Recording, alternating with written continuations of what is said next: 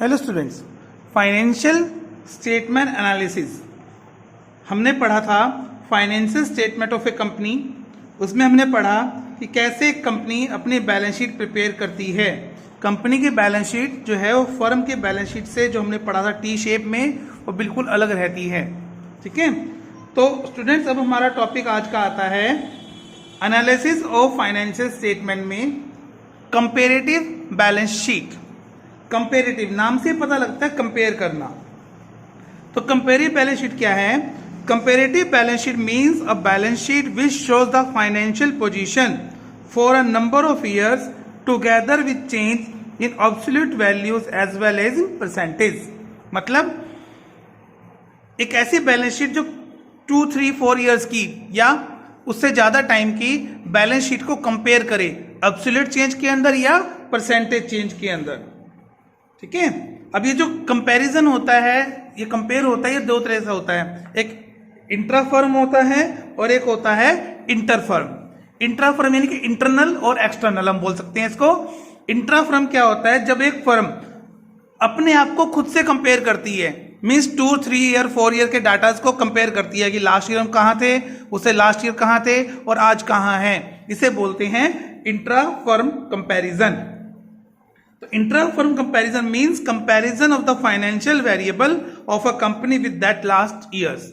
ठीक है, पिछले 3, 4, 5 साल का डाटा उठा के खुद को कंपेयर करना। और इंटर फर्म क्या होता है?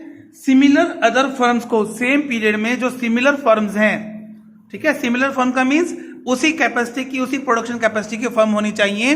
ठीक है, उससे हम कंपेयर करते हैं, तो वो क्या रहेगा? Inter firm comparison. तो इसके स्टूडेंट्स 2 पार्ट्स रहते हैं। फर्स्ट है comparative balance sheet and second one is comparative income statement. ठीक है, तो कंपेरेटिव आता है, इसके अंदर कॉमन साइज आता है, ट्रेड एनालिसिस आता है, ये 3 रहता है और चौथा रहता है हमारे पास रेशो एनालिसिस। तो जैसे जैसे हम आगे पढ़ेंगे, चैप्टर्स आएंगे, वैसे वैसे इसको हम कवर करते जाएंगे। तो सबसे पहला टॉपिक हमारे पास है कंपेरेटिव बैलेंस शीट। देखिए, जैसे नाम से ही पता लगता है हमें कि बैलेंस शीट को कंपेयर करना। ठीक है, हमारे सिलेबस में इंटर फर्म नहीं है, इंट्रा फर्म है। मींस फर्म अपने आप को लास्ट ईयर्स के 2, 3 ईयर्स के 4 ईयर्स के डाटा से कंपेयर करती है। तो स्टूडेंट्स, जो फॉर्मेट हमने पढ़ा था बैलेंस शीट का, सेम वही फॉर्मेट हमारा रहेगा। ठीक है, ये क्वेश्चन में हमें फॉर्मेट गिवन होता है, ये क्वेश्चन दिया हुआ है पूरा, इसको सॉल्व करना है। मैंने सॉल्व किया, क्वेश्चन में क्या लिखा होगा?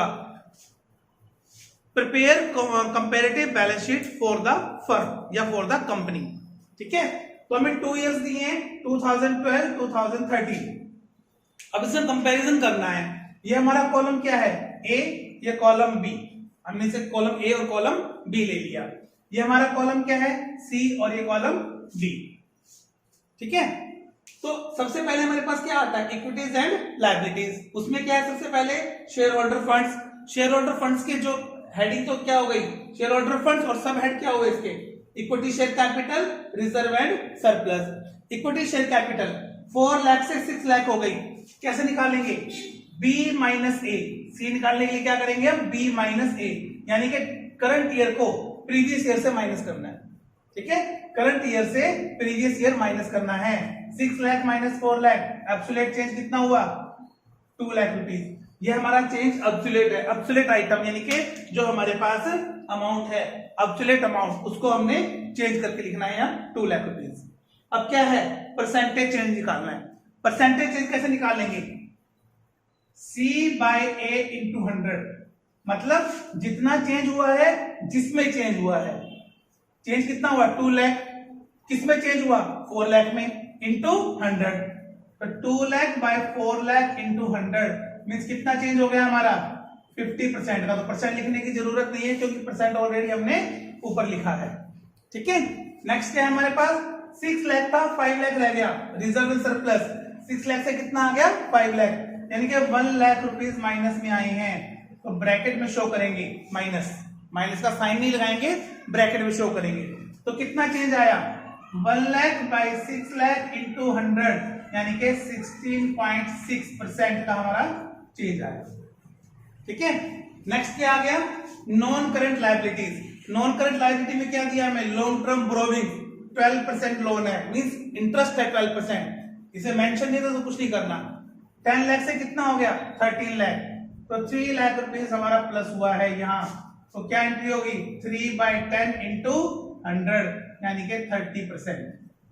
कितना परसेंट 30%। आगे समझिए। नेक्स्ट करंट लायबिलिटीज 4 लाख से अब कितनी हो गई 6 लाख। 2 लाख रुपीस का हमारा चेंज हुआ है। 2/4 इंटू 100 यानी कि 50% का हमारा चेंज हुआ है। समझ आ गया।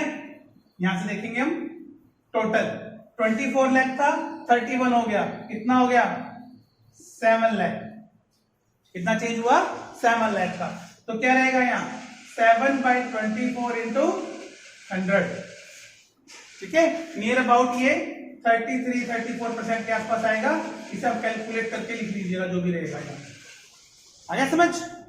नेक्स्ट एसेट्स, लायबिलिटीज खत्म हो गई। नेक्स्ट कॉलम हमारा क्या स्टार्ट हो गया एसेट्स का। एसेट भी ऐसे ही नॉन करंट एसेट्स में फिक्स एसेट्स हमें दी हुई है 20 लाख और 18 लाख, माइनस क्या किया डेप्रिसिएशन 8 लाख एंड 6 लाख। तो 20 लाख से 18 लाख हो गई, मींस 2 लाख रुपीस हमारा क्या हो गया रिड्यूस हो गया, है ना। तो वही कैलकुलेट करने के लिए 2/20 इंटू 100 कितना हो गया 10%, है ना। 8 लाख से कितनी हो गई डेप्रिसिएशन 8 लाख था, फिर कितना लगा 6 लाख यानी कि 2 लाख रुपीस ये भी माइनस हो गया डेप्रिसिएशन हमारा। तो 2/8 इंटू 100 कितना हुआ 25, कितना हुआ 25, माइनस में है तो ब्रैकेट से शो करेंगे। अब जो एसेट थी वो हमारी 12 लाख थी, अब भी कितनी है 12 लाख है, मींस कोई चेंज नहीं आया। नहीं चेंज आया तो नहीं रिपोर्ट करेंगे यहाँ। आगे समझ। Next current assets.